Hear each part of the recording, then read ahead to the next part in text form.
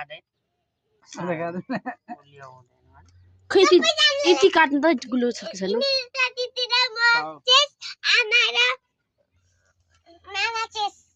गुलियो रहेछ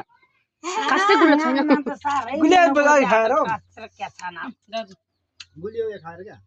लोबानी आमा हो त्यो गुलियो खाएर क्या त्यही भन्न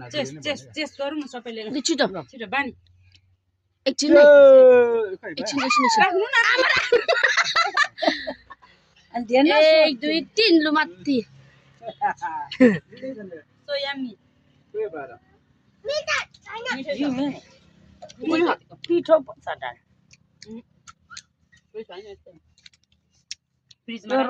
आमा कस्तो छ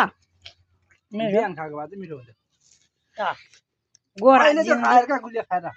बढी बानी कस्तो छ अहिले भरे खाने एकछिनमा यम्मी भन न के जम्मै भएको ठोका भनेर एकैछिन नुन खाएपछि नुन खानु भने मात्रै गुलियो हुन्छ